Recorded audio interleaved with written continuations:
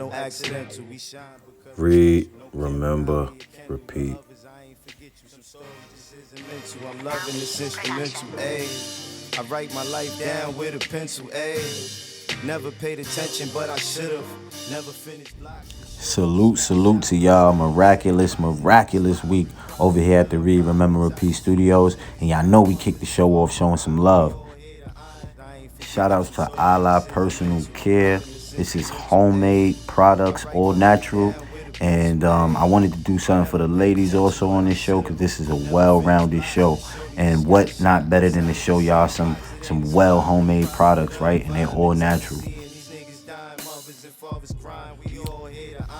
The turmeric body scrub.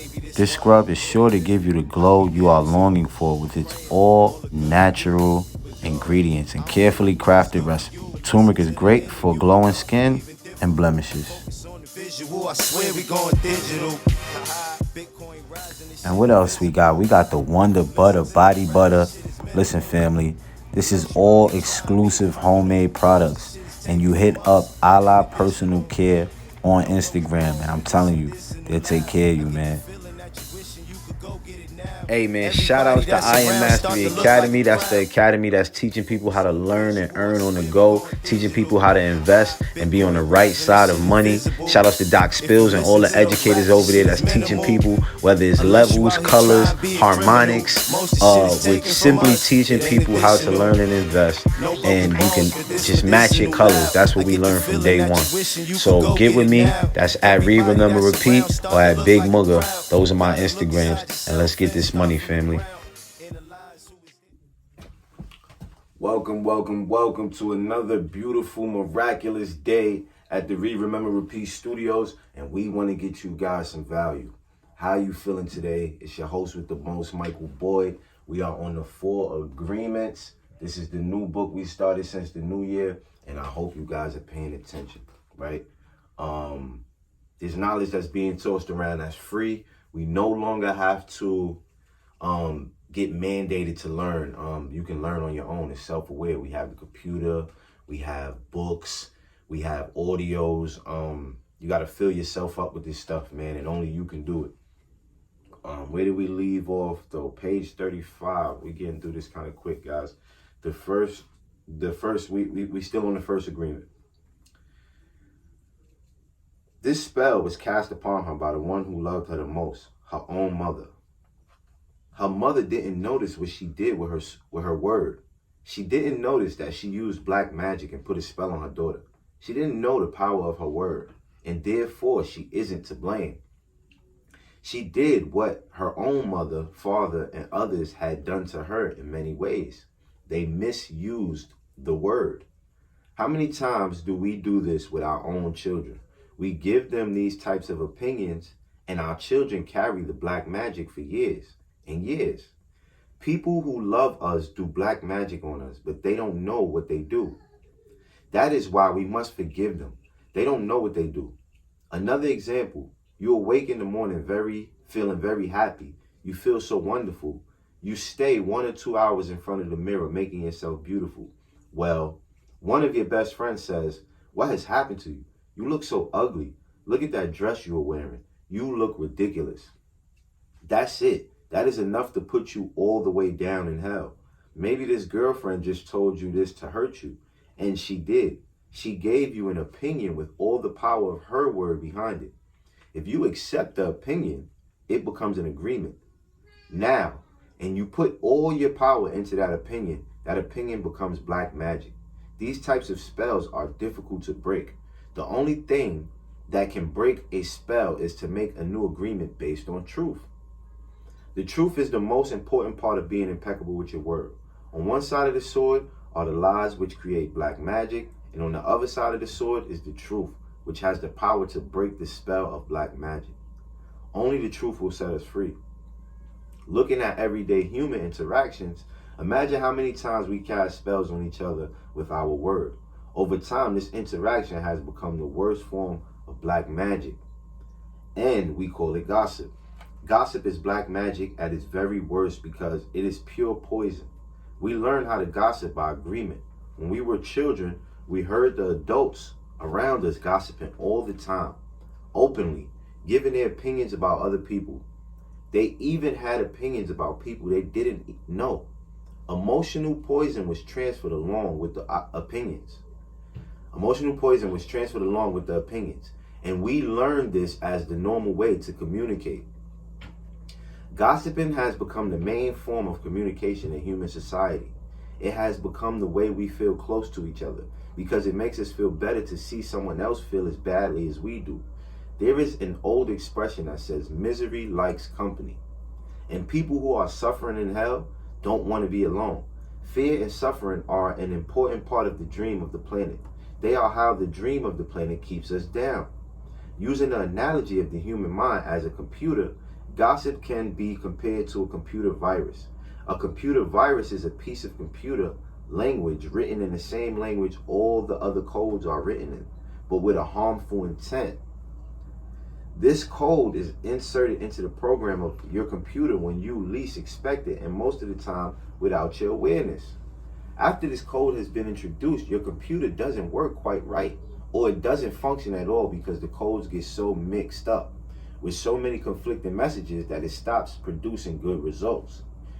Human gossip works exactly the same. For example, you are beginning a new class with a new teacher and you have looked forward to it for a long time. On the first day of class, you run into someone who took the class before, who tells you, oh, that instructor was such a pompous jerk. He didn't know what he was talking about, and he was a pervert too, so watch out. You are immediately imprinted with the word and the emotional code the person had when saying this, but what you are not aware of is his or her motivation in telling you. Family, we're going to give y'all some sauce and we're going to come right back. Thank you so much, Lindsay. Well, reading is fun. We all enjoy it, right? But what happens a lot of times is we start a book and we never finish it. So with some insight into that and some other cool things, we have Howard Berg with us this morning. He is the world's fastest reader. Yes. And thank you so much for being with us this weekend. You're in town from Texas, from Dallas, for a really cool event that's happening. Yes. First off, how did you own the title of world's fastest reader? Well, the easy answer is I read faster than everyone else. But what happened was I was in Guinness. I'm the only person who was ever in the Guinness record book for speed reading, 80 pages a minute. And they require you to submit documentation. And the average record has like a show or an article. And I had 10 shows, 5 shows and 5 articles. So I had 10 times more collaboration than the average record does in the book.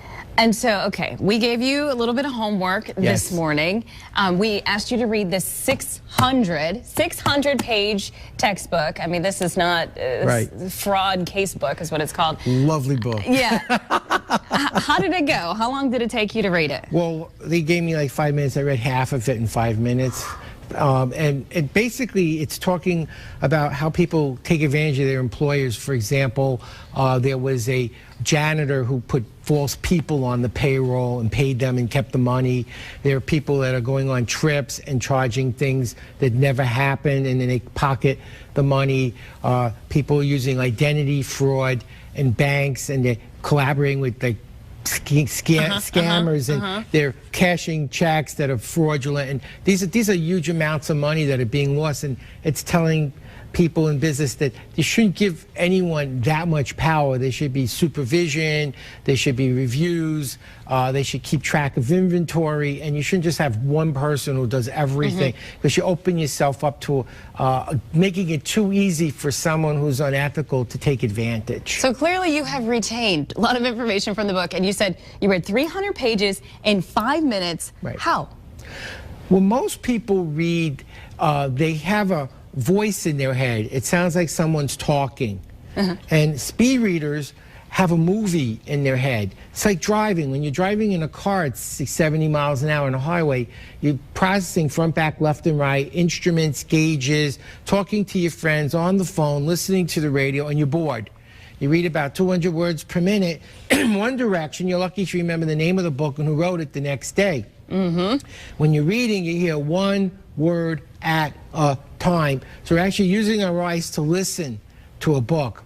And what we want to do is to see the movie and the book that we see in the car, so you can take your speed up about 100% in about 2.5 hours. And so is that why? Because like I told you earlier, I've been literally reading the same book for months, because you reach that part of the book that's like boring, and then you can't get past it, and then it's too late, and you feel like it's been too long, and you either have to start over or just forget about it. So why do people read so slowly? Is that what it is? Yeah, and in fact, I could show you how to speed up right now if you'd like. Okay, real quick. It could take you up about 20% in less than a minute. No, really? Yeah. All right, let's see. When you're at home, take a book, time yourself for a minute, read the way you normally read them, take a pencil mark, and see where you got. Then go back. Let's go to the first page of a chapter. It's easier to measure from the beginning. All right. Take your left hand and move it from the left to the right margin completely across, one line at a time, as quickly as you could comprehend, and have your eye following your hand.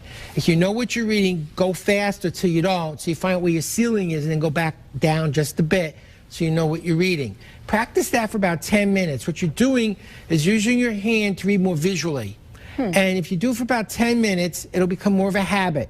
Then go back where you started initially, where you tested yourself, and this time read with your hand as quickly as you can comprehend, and you'll pass that initial spot by 10, 15, maybe 20% faster just by doing that. And we're actually doing a program this weekend. Yes, tell us about that. TampaSpeedReading.com is the website, TampaSpeedReading.com, and it's called Supersonic Speed Reading. It's at the Renaissance International Hotel, and it's from 8 to 12 tomorrow, and they will double their reading speed in that 4-hour period. And I'll also show them how to remember and retain. We had 19-year-olds pass the bar in California. Another got his master's in math at 19. That's and great. I show them what we taught. It's not just for pleasure reading. I mean, you could actually use it for like bar exams and important Absolutely. Like I did a 4-year psych program in a year and a graduate course in educational psych in 7 hours and got a B+ in 50 minutes. Wow. It's doable. and I'm doing this with kids, so it's very trainable. That's incredible. Yeah. All right, so interesting. Thank you, Howard Burke, Thank you so much with for us having me this morning. All right, we'll be right back. And we are back, family. Right back into the story. This person could be angry for failing the class or simply making an assumption based on fears and prejudices. But because you have learned to ingest information like a child, some part of you believes the gossip, and you go on to the class. As the teacher speaks, you feel the poison come up inside you, and you don't realize you see the teacher through the eyes of the person who gave you that gossip. Then you start talking to other people in the class about this. And they start to see the teacher in the same way, as a jerk and a pervert. You really hate the class, and soon you decide to drop out. You blame the teacher, but it is the gossip that is to blame. All of this mess can be caused by one little computer virus. One little piece of misinformation can break down communication between people, causing every person it touches to become infected and contagious to others. Imagine that every single time others gossip to you, they insert a computer virus into your mind, causing you to think a little less clearly every time. Then imagine that in an effort to clean up your own confusion and get some relief from the poison, you gossip and spread these viruses to someone else. Now imagine this pattern going on in a never-ending chain between all the humans on Earth. The result is a world full of humans who only read information through circuits that are clogged with a poisonous, contagious virus. Once again, this poisonous virus is what the Toltecs called the mitote, the chaos of 1,000 different voices all trying to talk at once in the mind. Even worse are the black magicians or computer hackers who intentionally spread the virus. Think back to a time when you or someone you know was angry with someone else and desired revenge. In order to seek revenge, you said something to or about that person with the intention of spreading poison and making that person feel bad about him or herself.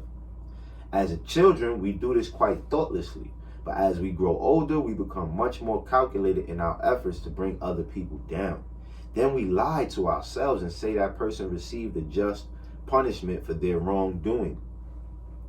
When we see the world through a computer virus, it is easy to justify the cruelest behavior. What we don't see is the misuse of our word is putting us deeper into hell. For years, we have received the gossiping spells from the words of others, but also from the way we use our word with ourselves.